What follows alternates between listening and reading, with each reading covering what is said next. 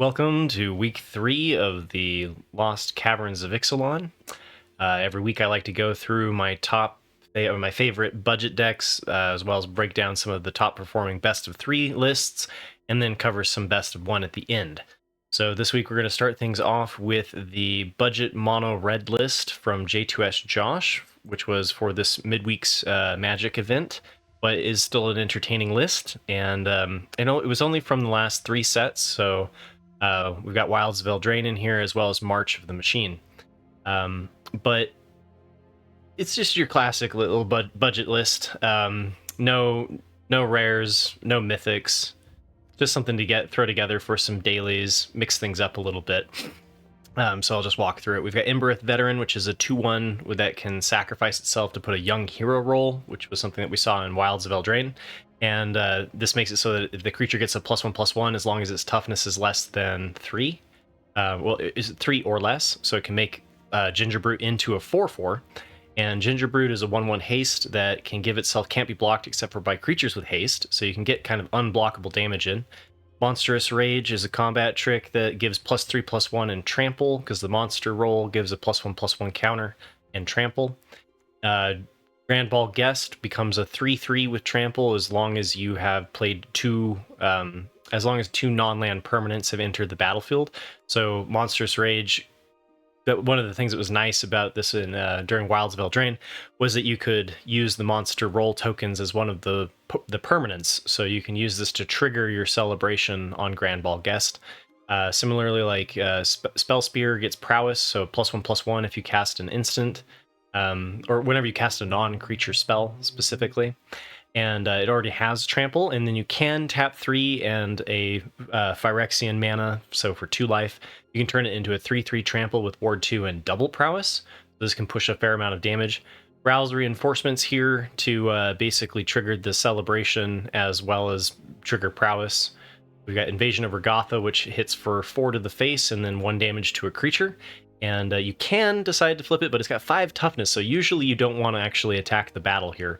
But if you did, you can flip it into a 4/4 with prowess, and if a non-creature deals damage, a non-creature source you control would deal damage to a creature, battle, or opponent, it deals that much damage +2 instead.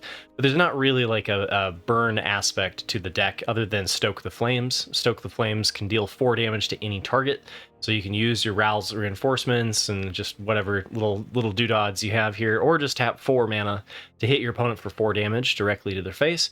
And then we've got Twisted Fealty, which is the threaten. You can take advantage. You can untap a creature on your opponent's board and then attack them with it, and you can attach a Wicked roll on a different creature as well.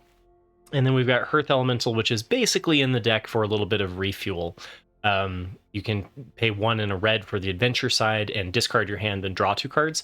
So if you have no cards in hand, it's just draw 2 cards for 2. And then if it does go late enough, you could get this out for a 4/5 for very cheap, because it costs less for all the instances and sorceries and adventures that you have in the graveyard. But you're not really doing that in this deck as a theme. And then we've got 24 Mountains. And this week we've got 2 budget decks. Another one that caught my attention was a budget Black Burn list by Saffron Olive. And this one does have a mythic, but it only has 1 mythic, and there are a couple of rares, so it's not as budget as the mono red list, but it's still relatively cheap, especially in terms of like cost in paper. And so this one could be a fun one to play around with. But it's centered around the Bloodletter of Aclazotz, and this is a mythic that we got in the Lost Caverns of Ixalan, and it's a 2/4 flyer for 1 triple black with flying, and if an opponent would lose life during your turn, they lose twice that much life instead. So this makes all of our lose life burn spells in black deal double damage. So we've got Wrinkle's Prank, where each player discards 2 cards, each player loses 4 life, each player sacrifices 2 creatures, so you can use this to hit for 8 damage. Spellstinger, whenever you exploit a creature, which is you sacrifice a creature, you can sacrifice itself. If you decide to sacrifice something, then target player draws 2 cards and loses 2 life, so it would be 4 with the Bloodletter. Arrogant Outlaw. If an opponent lost life this turn, each opponent loses 2 life and you gain 2 life, so it hit for 4. You can kind of see where the theme of this deck is going, right? Vron, whenever one or more creatures you control die, each opponent loses 2 life and you gain 2 life. Triggers only once each turn. Vampire's Kiss, target player loses 2 life and you gain 2 life. Create 2 blood tokens. Tithing Blade, which is an edict that we got, makes your opponent sacrifice a creature, and then if you craft for 4 and a black with another creature, which can be in your graveyard, then it switches into the Consuming Sepulture, which at the beginning of your upkeep, each opponent loses 1 life and you gain 1 life. We've got Go for the Throat for just disrupting our opponent's plays. Fanatical Offering, which can work with sacrificing something like Greedy Freebooter with Vron in play to trigger Vron. Greedy Freebooter is excellent sack fodder. When it dies, scry 1 and create a treasure token. So you can use this to sacrifice the creature, create a map token, draw 2 cards, go find your Bloodletter of Akhlazotz. And then we've got Hopeless Nightmare, which is another decent fodder for Fanatical Offering, since when it goes to the graveyard, it triggers a scry 2. And but when it enters the battlefield, each opponent discards a card and loses 2 life. So if we have the Bloodletter, it hits for 4. And then we've got the Okiba Reckoner Raid, which also saps for 1 life and gains 1 life, and then eventually becomes a 2/2 enchantment creature. So kind of a cool idea. And this one did come with a sideboard, so it was a best of 3 list. And so we've got 4 copies of Duress in case you're up against control. Shielded's Edict if you want to do more control against the opponent's creatures. The End if you're playing against like Azorius control and need to remove a win condition like Wandering Emperor. 3 Soul Guide Lanterns, which to really just hate on our opponent's graveyard. Although, I don't really see very much where the graveyard is terribly important these days, so I feel like this is kind of a weak sideboard option. We've got Go for the Throat, Parasitic Grasps, and 2 more copies of Tithing Blade for just more creature-centric hate.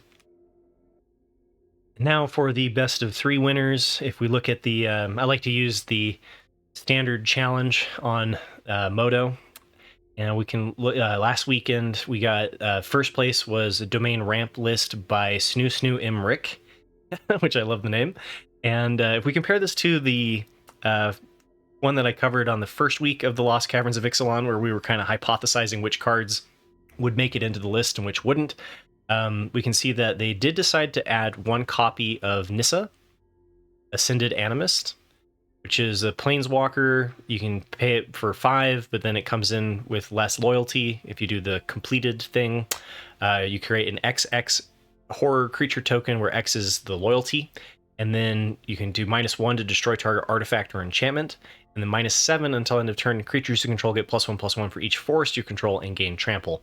But you don't really do that too often because there's not a whole bunch of forests in the list because you are in domain. There's other land types as well. So no Courier Briefcase, cutting the 2 copies of the Courier Briefcase. No copy of Go for the Throat, so just getting rid of that entirely. Taking the up the Beanstalk to 4 copies. And no Virtue of Persistence. So basically getting rid of a lot of that early single point removal and moving more towards leaning on 2 copies of Depopulate on 4. And then the lands have been tweaked a little bit. So up to 4 copies of Cavern of Souls, where you're trying to use the advantage. You can make Atraxa and Archangel of Wrath. Both can't be countered, and that can be particularly handy against other control decks. And then we've also got some tweaks. So they did add a mountain, which I like. We saw this near the end of Lost Caverns of Ixalan. A single copy of the mountain works pretty well. And then up 1 plains, down a forest, and down 2 swamps, just to kind of reflect the Cavern of Souls and making sure the mana works out well. And then the best of 3 sideboard, we've got a negate, 2 copies of Chromehost Seed Shark, which combines very nicely with the Leyline Binding and creates a 6/6 incubator token.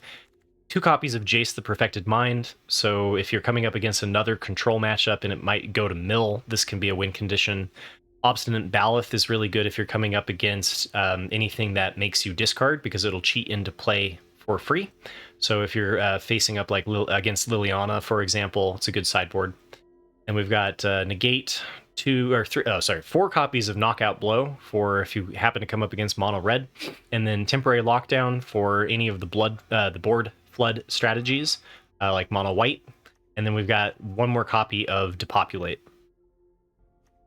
Okay, the second best of 3 list is Azorius Midrange by Parrot, that one's second. And if we compare this to last week's Cavern of Ixalan, there was also an Azorius Midrange list. And this one has decided to go up to 4 copies of the Wandering Emperor from 3. Include 1 copy of Skrelv.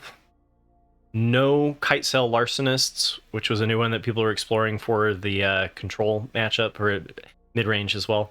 No copies of Dinnik.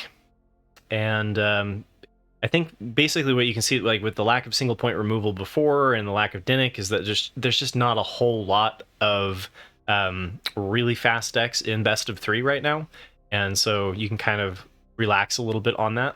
No copy of Dusk Legion Duelist, which was kind of playing around with some fun counter synergies in the deck, and deciding to bring back in 4 copies of the Regal Bunnicorn, which can be just absolutely huge if you're good at making lots of little tokens, which this deck is reasonably good at doing. Down 1 copy of Make Disappear, partially because of the Cavern of Souls, makes counter spells just a little bit worse. And then no copy of the Soul Partition, and 4 copies of the Invasion of Segovia to really lean into more of that token production, wedding announcement, just flood the board, pump things with Virtue of Loyalty. And then for the lands have been tweaked a little bit.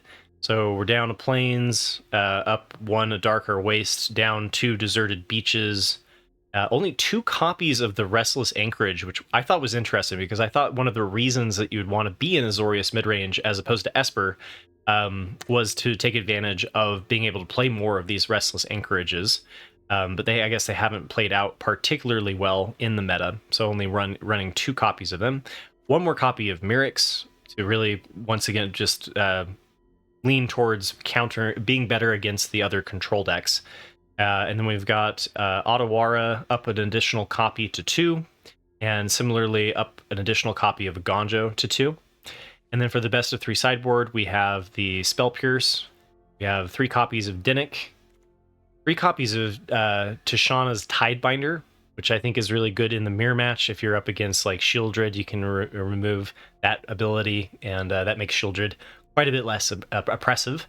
We've got the Elspeth Smite for eliminating early aggression, Disdainful Stroke if you're up against another large deck.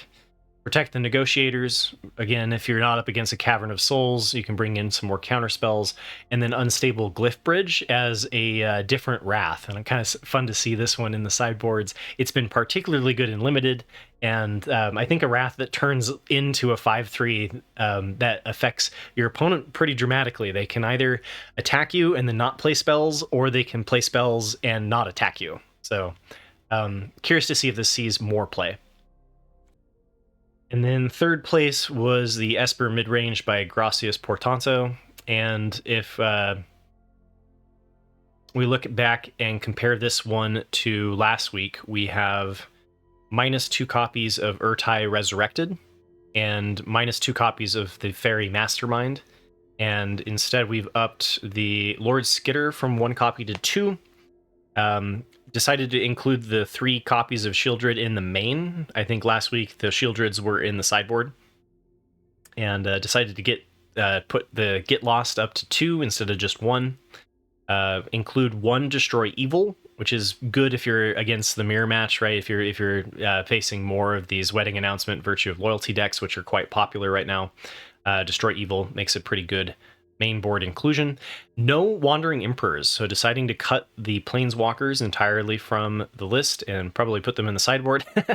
And for the lands, we're down to 1 copy of Plaza of Heroes instead of 2, and instead of the Plaza, running 1 additional Caves of Koleos. And the sideboard's got 2 copies of Cut Down, a Negate, Go for the Throat, the 2 copies of Wandering Emperor, Urtai Resurrected, Duress, Destroy Evil, Disdainful Strokes, and a Path of Peril. And if we look at the next day, this one's entirely new. So this was an Orzhov Midrange deck by Mogged that won first place, and it is just it's like, so you've got Azorius Midrange, you've got the Esper Midrange, and then you've got the Orzhov Midrange, right? So this is very similar to that, but instead of, you're taking out the blue and leaning more heavily into black and white. And so this one's got Cut Down to disrupt your opponent's early plays. Ambitious Farmhand is a single copy to just kind of help for the mana smoothing. 2 copies of Destroy Evil. Deep Cavern Bat, which we've seen being included more and more when black is involved. This is really nice. Being able to remove your opponent's interaction forces your opponent to use interaction on the Deep Cavern Bat to get back their other interaction. So this is really good for inhibiting your opponent's plays. Go for the Throat, 3 copies, a Restoration of a Gonjo with 4 copies, leaning into the enchantment synergies in the deck. We've got the Wedding Announcement, and also Ambitious Farmhand and Restoration of Gonjo kind of have a synergy there. 4 copies of Wedding Announcement, and 2 copies of Lord Skitter, Sewer King. This just being token creation that you can then use to win through virtue of loyalty. And 3 copies of Wandering Emperor for some more disruption. 3 copies of Shieldred, because it's a boss. 4 copies of Virtue of Loyalty, and this is really like your biggest win condition. And then 2 copies of Virtue of Persistence, which helps you with against early aggression with the -3/-3 and gaining 2 life, but then also gives you a late game way to beat your opponent by reanimating the creatures in the graveyard. Oh yeah, and before I forget, the best of 3 sideboard, we got Cut Downs, the 2 more copies of Cut Down, 2 Parasitic Grasps, which since mono white humans is a thing, this is pretty nice to have as a sideboard option. 3 copies of the Razorlash Transmigrant, which if you're playing against Domain and they have several different types of lands, then this is something that can come back as long as they don't kill it with Sunfall, for 2 black instead of 4 and double pit black. But this can be a nice recurring threat. 2 Duresses, a Destroy Evil, Invasion of Gobakon, for a little bit of hand hate. And then we've got the Anoint with Affliction, and 1 copy of Sunfall. Oh, and as far as the lands go, we've got a Gonjo, 2 copies of Gonjo, 1 copy of Takanuma. We've got 4 copies of the Restless Fortress, the man land for black-white. And then 2 Myrics, which I think will help kind of seal the deal against other control decks. And this one's very similar. So the second place was Esper Midrange by Fwans. And if we compare this one to the list by Gracias Portanto, then it's very, very, very similar. The only changes are in the sideboard. And then in the main board, we've got 1 copy of Spell Pierce, 1 more copy of Go for the Throat, and we're getting rid of the 2 copies of Get Lost. And the sideboard is a little bit different though, so we're not running the well, we've got Kaido. If you take the 2 and put them back to back, you'll see that they are slightly different, although albeit very similar. So we've got 2 copies of Cut Down, 1 copy of Negate, a Kaido, 2 Wandering Emperors, Urtai Resurrected, 2 copies of Duress for if you're up against the control matchup, 1 copy of Destroy Evil, 3 Disdainful Strokes, and 2 Path of Perils. And then third place was Domain Ramp List by O'Daniel Akos. And if we compare this one to Snoo Snoo Emmerich, then it's also very similar. It's running 1 copy of the Courier's Briefcase and deciding to cut 1 up the Beanstalk, which makes you be able to, it's a little bit better against aggro matchups, a little bit worse against mid-range and control. So take it or leave it, right? Best of 3 sideboard is a little bit different. We've got 3 copies of Chrome Host Sea Shark, which goes with the Leyline Bindings. 2 Wandering Emperors, which I haven't really seen that as a best of 3 sideboard very often in Domain. So I'm sure that catches people off guard. 1 copy of Jace. Again, if you end up in the mirror match or in a one where it can go to mill, this can help you win. Obstinate Baloth, 2 copies of Obstinate Baloth for when you're up against Liliana. Lithomantic Barrage, which I kind of like this one as opposed to the Knockout Blow, just because it's doing a similar thing, but instead of like teching against red, you're teching against white and blue, which I feel is more common. And then we've got the 2 copies of Negate, 2 copies of Temporary Lockdown and Depopulate, and that last copy of the Obstinate Valve. And then as far as best of 1 is concerned, the number 1 performing best of 1 deck is the Selesnya Enchantments deck that I showcased 50 matches of yesterday. So if you haven't seen that one, check it out. It's been the same list since like week 8 of the... I showcased it during week 8 of the Lost Cavern, or during Wilds of Eldraine, and the list hasn't changed since March of the Machine. So I mean, it's been around for a long time. If you haven't checked it out, do yourself a favor. It's good. It's great. Go kick some ass, right? There is a small tweak that has happened that I should mention, and it's to cut the 4 copies of Brushlands, the Pain lands that can hit that are tap for colorless, or they tap for white or green, but they deal 1 damage to you, and instead just run 2 forests and 2 plains. It's comparable. You could take it or leave it, but that is one change that I have seen doing well on Untapped. Number 2 is Mono White Humans, which is the no changes since last week. Same list there. Number 3, though, is Mono Red Burn, and this one I haven't covered since week 10 of Wilds of Eldraine, and it's slightly different from that week. So we can see that it's down 1 copy of Feldon, down 1 copy of Squee, and up 2 copies of the Restless Impulse. So really just trying to maximize digging to our threats. And then it also got rid of some inconsistencies in the lands. Since we are only running 20 lands, it decided to ditch the 2 Mishra's Foundries and the 1 Sokenzan. And I think that makes sense, especially because like with 20 lands, your chances of just having a Mishra's Foundry as your 1 land goes up quite a bit. So curious to see how this one is performing in comparison to Mono Red. And speaking of which, the Mono Red aggro list that I covered last week was the number 4 performing on Untapped. And then last but not least, we've got Domain Ramp. And this one I covered a while ago back in Lost Caverns of Ixalan. The domain decks tend to be better as a best of 3 deck just because you've got more tools that you can kind of side into, and control just generally has a better time in best of 3, which has more control and mid-range matchups, rather than in best of 1 where you're just trying to survive aggro. So this is trying to make this deck as friendly or as kitted towards beating aggro as possible. And so you can see that if we compare it to the list that I covered earlier this video, we're not running Nissa, no Planeswalker, it's too slow.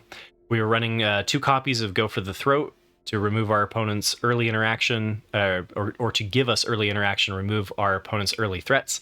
And we got a Courier Briefcase, just one of that 1/1 chump blocking in Mono Red can be very important. But then it also allows us to get to Depopulate a turn sooner, which is fantastic, and can just be the absolute answer to both Mono Red and Mono White. We're down 2 copies of Up the Beanstalk because the likelihood of bumping into another control deck or another mid-range deck is relatively low in best of 1. And up 2 copies of Virtue of Persistence because that -3/-3 and gaining 2 life is critical to beating your mono red opponent. And then down 2 copies of the Invasion of Zendikar because it can just be too slow in your hand. And we started to see lists that were playing around with only 2 copies of Invasion of Zendikar near the end of Lost Caverns of Ixalan. And even in best of 3, we were starting to see this be kind of a favorited option. So I'm curious to see if it comes back or if lists will continue to run 4 in best of 3. But in best of 1, I think it makes sense because taking turn 4 off to just go ramp can be a death sentence. And then we're not running any Cavern of Souls, and that's largely because in best of 1, your likelihood of bumping into something that's running counter spells is very low. So it basically just comes in as a colorless land, which is no good. So we're running 2 copies of Mirix, which does help if we do end up against a control matchup, and then up 2 copies of the plains, 1 forest, and down 1 plains, up 1 forest, and up 2 swamp. So thank you for joining me this week for my favorite decks in Standard. Remember to hit that like and subscribe button for more near daily Magic the Gathering content.